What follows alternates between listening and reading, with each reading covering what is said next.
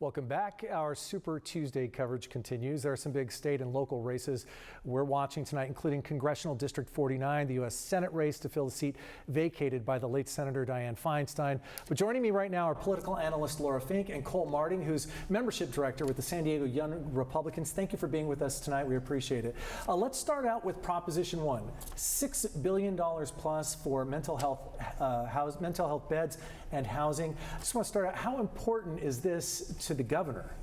This is critical to Governor Newsom's legacy because homelessness, as you know, is a top issue for many Californians. This policy change would enable him to build and deliver on the promises of really attacking the issue of homelessness and putting some money where his mouth is. $21 million he has at his campaign's disposal with really very little opposition on the other side. What he faces, a low turnout election and a more conservative electorate than California usually sees. Is this the right way to approach this, though, as opposed to doing it through the budget process? That's one of the big arguments, right? And we're paying interest on this as opposed to raising taxes to pay for it.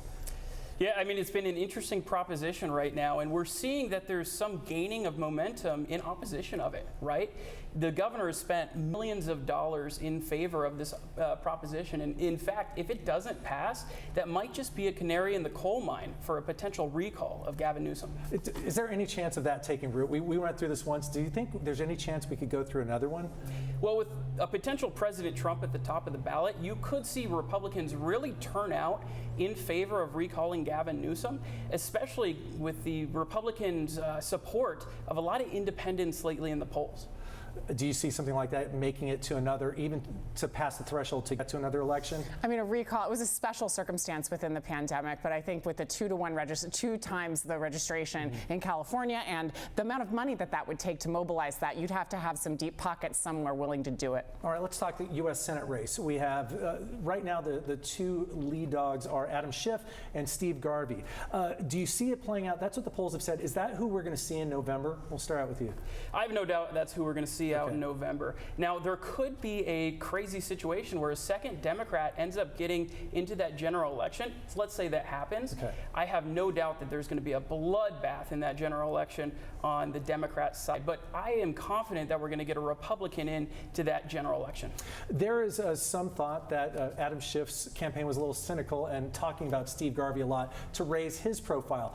Any chance that he's playing with his food here and could be in trouble in a general against Steve Garvey? Again, the registration advantage means that his picking his opponent as a Republican means that he will have an easier time in November than against any Democrat where he might be neck and neck. But $31 million, that is his campaign total, which he raised after being censured a year ago today. That censure in the House of Representatives allowed him to be the tip of the spear in fighting Trump, to build that brand, and to really early on raise the money that allowed him to make those campaign choices. He's had a lot of money, and we know that when he's talking about Steve Garvey, he's really been thinking about Katie Porter on the ballot and keeping her off. Let's go to the congressional races here. A lot of safe districts here. Is there one that jumps out to you that could anybody be in danger? I think the 49th might be. Is that a good guess? It's a great guess. In fact, this has been a perennial target of the National Republican Congressional Campaign.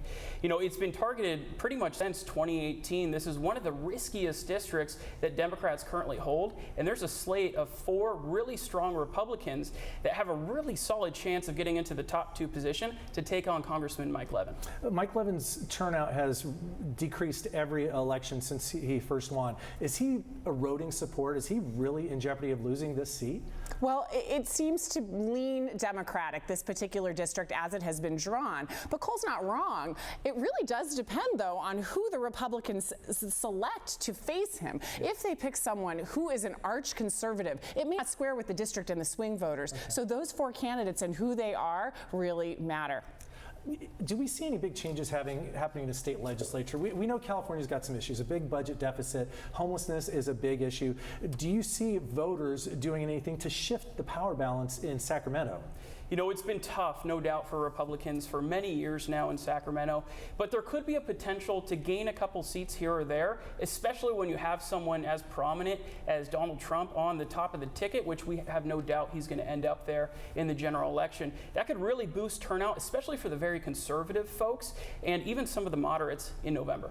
But could Trump also drive turnout with Democrats and make that deficit for Republicans even larger? I mean, at this point, it looks like turnout overall at 29%, some are predicting, is going to be historically low. Now, that could favor the most conservative candidates in the field, whether you're talking small c conservative, whether you're talking about Democrats or you're talking about Republicans. So I don't know that there's going to be a sea change in the legislature as a result of how turnout comes out, but certainly it will impact the people on the ballot and who moves forward. Any big surprises coming out of this that you see? Like in the state, is there something people aren't talking about that you think they should be looking at? I think the biggest thing right now is Proposition 1. Could this proposition end up failing and hurt the governor significantly enough to really light a fire under that recall election? That's what I'm going to keep my eye on tonight. Laura? I don't think we're in any danger of seeing a recall. However, this is incumbent upon him to pass in order to sort of burnish his presidential future or credentials in races he may take on in the future. So is that more what's at risk for Gavin Newsom right now, his presidential aspirations? It's a legacy play at this point, but it's also, I mean, I'm sorry, Cole, I'll let you in, but it really is also about whether or not these homeless, these houses get built. Let's not code it. Gavin Newsom has already started his presidential campaign, right? He is going and debating the governor of Florida. That's a presidential move. Mm-hmm. So if he ends up failing his biggest proposition this election cycle, that's going to be detrimental for his future aspirations. It's going to leave a mark. Cole Marting, Laura Fink, thank you so much for your time and your insight. Appreciated the conversation. Pleasure. Marcella? Thanks, Carlin, for bringing the very latest election results as soon as we get them when the polls